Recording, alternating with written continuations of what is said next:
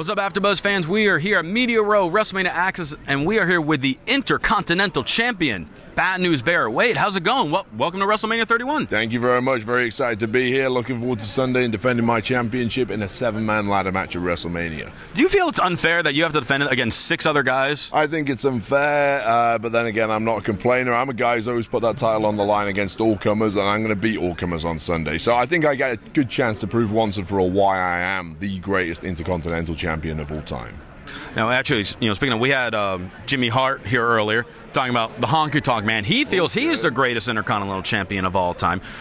What does Wade Barrett feel that puts Wade Barrett above Honky Tonk Man, Bret Hart, Shawn Michaels, etc.? You know, they're all great superstars, but I mean, I've held that title 5 times. I think Honky Tonk Man held it once. I mean, you know, it's not about volume of reigns. It's the fact that I've been such a dominant champion the 5 times I've had it, you know, and I'm going to prove at WrestleMania exactly why I'm so good. So just keep your eyes peeled for that. And this is the first time I've gotten a chance to meet you face to face, and I got to say, you are a very tall individual. Yeah, I knew you were taller than me. I didn't realize we were like an entire head taller. Do people just get intimidated by you just by your pure height? Or then once you kind of open your mouth and kind of get to know them, they're like, oh, okay. You know, sometimes people get a little intimidated. No, I sometimes hear that big guys tend to get, you know, people want to pick fights with them so they can prove themselves. I've never had that in my life. No one's ever come up to me and tried to pick a fight for no reason. Why would someone want to fight you? I've heard in bars and stuff like that, if you're a big guy, people are likely to pick a fight with you. But like I say, it's never happened with me. So maybe people are intimidated. I don't know. Tomorrow night, Saturday night, the WWE Hall of Fame. Mm-hmm. A lot of very deserving honorees happening that night. If Vince McMahon came up to you and said, Wade, I'm allowing you tell me that anyone that's not in the Hall of Fame yet that you want in, they're going in, who would you choose? Easy answer. British Bulldog Davey Boy Smith, 100%. How he's not in there already, I don't know, but I imagine he's going to be in there very, very soon. What about Dynamite Kid? Dynamite Kid, I'd have him in there too, 100%. But like I say, I think Davey Boy had the bigger career in WWE, so he should be in first unless you put them both in as a tag team. Let's kind of switch gears over to NXT.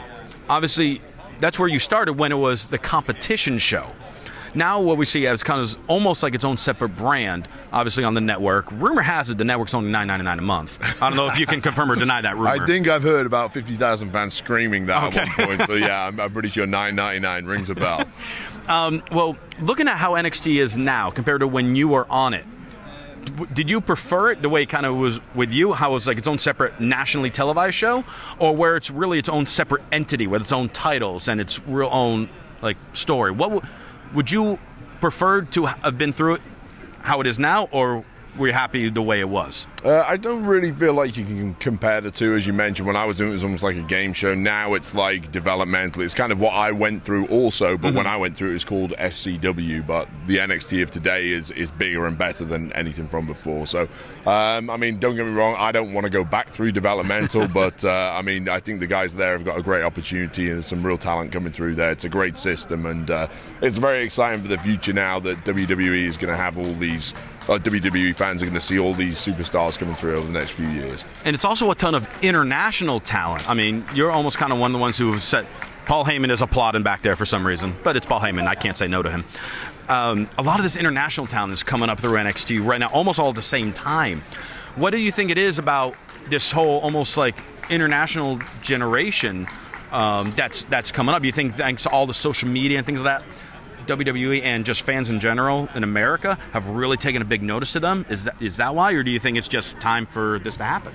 You know, I think WWE is a global company, and they're always trying to expand globally. You know, people in the UK always want to have UK wrestlers. You know, people in Canada want to see Canadian guys, people in Mexico want Mexicans, etc. And you can go along for any country in the world. They want to see one of their own people performing in WWE. So I think the fact that we're expanding globally, we're going into all these new territories, and we're trying to grow our various brands, it only means that we're going to be bringing more and more international superstars in, and NXT is no different to that.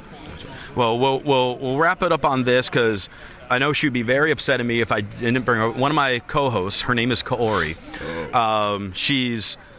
She's torn between 2 superstars that she's in love with, Cesaro and you. I don't know if you want to attempt to, whether it's win her affection or politely turn her down. Okay. I would laugh at either one. What's her name? Kaori? Kaori. Okay. Yeah, she's Japanese. Oh, Kaori? Yep. I'm afraid I've got some bad news. You're a little late. I'm already taken. I have a girlfriend. But there you go. You hear it there first. Bad news, Barrett. Best of luck defending your title in the ladder match. I'm saying this right here, right now, to the listeners. You're my pick to win. Thank you very much. You're a smart man. Not just a pretty face. Oh, well, thank you. I got a better compliment than Kaori did. That's awesome. Thanks so much. Thank you. You mind if we get a quick photo?